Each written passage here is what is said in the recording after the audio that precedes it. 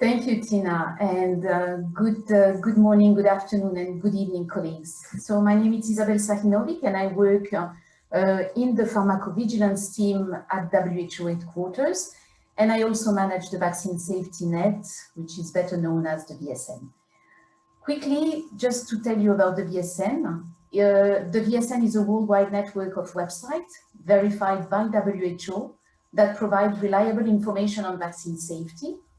The project was initiated in 2003 to counterbalance groups using the internet to question the utility of vaccination and offset websites providing misleading and alarming information on the safety of vaccines. The VSN has two main goals. One is to facilitate the access to reliable and science-based information on vaccine safety for internet users, regardless of their geographic locations, cultural background, language, and health literacy. The second one is to collaborate not only within the network, but also as a network with other similar initiatives. One such a collaboration is the Web Analytic project, which allowed the VSN members to have access to Pulsar, a UK-based audience intelligence and social listening platform to monitor the performance of their online content to inform and tailor their vaccine safety information and communication intervention. With no further ado, we will be listening to Claudia, VSN Pulsar focal point, who will present a case study on how insights from the platform are used for the benefit of the VSN members.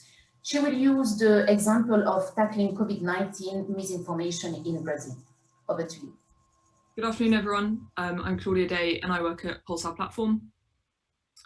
Pulsar Platform is an audience intelligence and social listening platform, and we look at segmenting conversations and audiences online. Today, what I'm going to focus on is looking at the conversation around vaccines. We've set up this this query to look at global conversation, but today I'm just going to focus on Brazil specifically. This is to exemplify how we can segment different conversations by market in order to inform comm strategies for different organizations in those different markets. We are just focusing here on the last month, but obviously that can be extended depending on the time period of interest. To be able to understand this conversation, obviously it's key to see what levels of conversation there are. So in Brazil, we can see here that the conversation is fairly consistent, and also that there's a high level of engagement on this conversation within Brazil. In terms of the most engaged with content here, we're looking at the posts by highest impressions. So these are the pieces of content that are sort of resonating and getting in front of as many people as possible. And you've got here some blog content coming through, some Twitter content and some news content as well. So you can see here already some themes coming through in terms of the different vaccines that people are discussing. So we've got AstraZeneca coming through here, we've got China, and we've got Johnson & Johnson. It's also key to understand for those comm strategies, what are the most used hashtags, and this can be looked at by keywords and topics as well, to identify and inform what you should be using within your copy to get your posts and your content in front of the right people. It's really important to understand where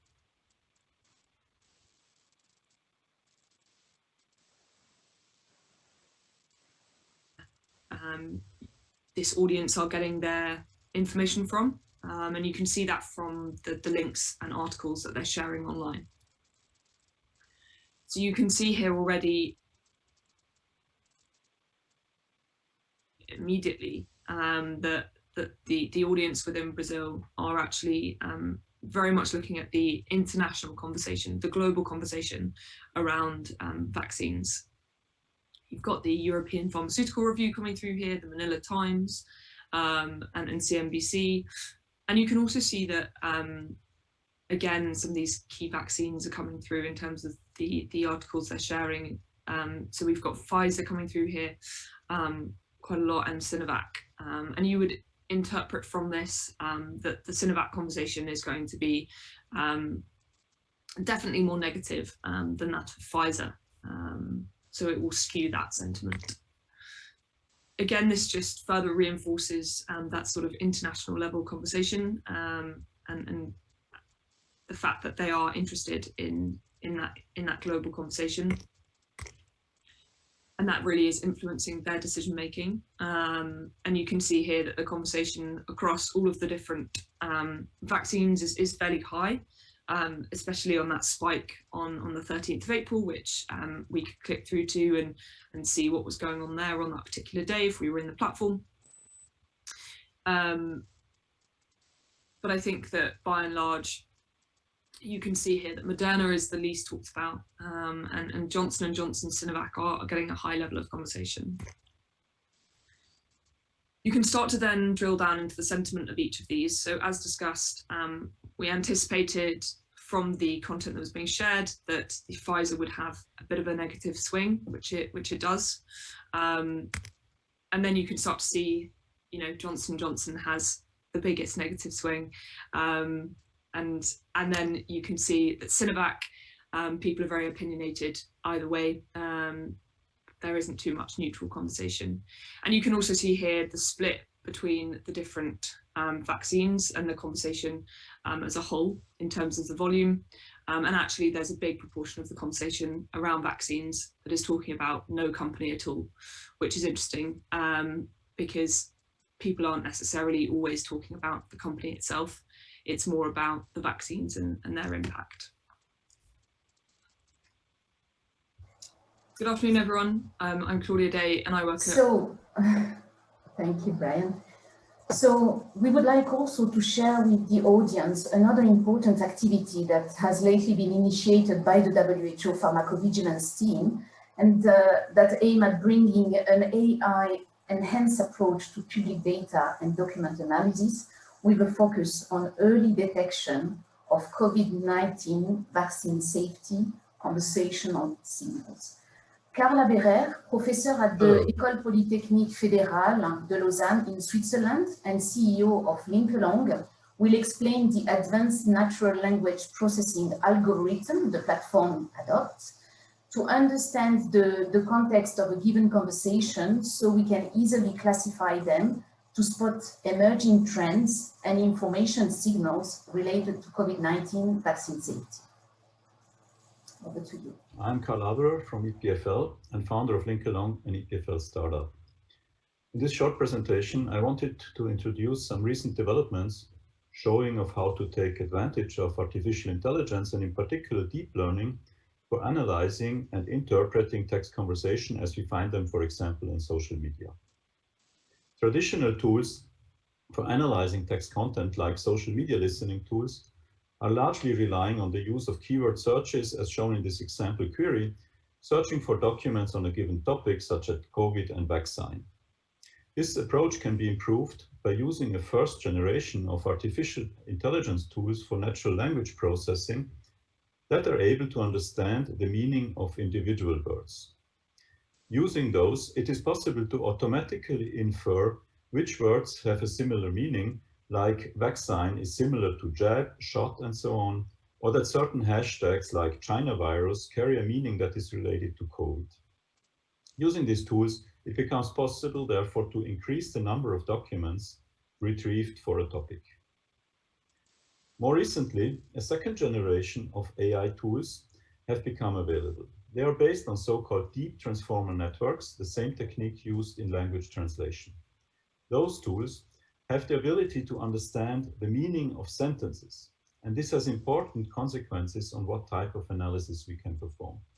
Let me illustrate this point by means of an example. Assume you are searching for reports on fatal cases occurring after COVID vaccination. Using a traditional topical search for COVID and vaccination, together with the search for the disease of person, will produce two kinds of results. Reports on fatal cases that we are interested in, as illustrated on the left, and other documents mentioning vaccination and the disease of persons for various reasons. Using a keyword-based approach, these two types of documents are indistinguishable. Using deep transformer networks, we can capture the sense of these documents and correctly classify them into genuine reports on fatal cases that we are interested in and other relevant documents. Thus, we can select the relevant topical documents. What is the benefit? We tested this concretely with our Peak platform, where we have implemented the technique described. We find that we currently spot about 300 posts per day on Twitter on the topic on COVID and vaccination that are mentioning also the disease of a person. After applying our sense filtering, we find that less than 10% of them are relevant reports. Therefore, we could reduce the workload of analysts interested in this data by more than 90%, which is significant. So this brings me to the end. I'm happy to answer any questions in the following Q&A session. Thank you, Karl. So by leveraging the use of such techniques, WHO hope to share such insight to inform online vaccine safety communication interventions.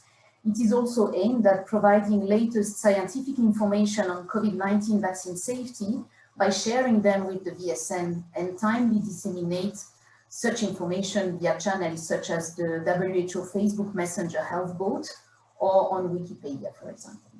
So that is from our side. Tina, thank you very much.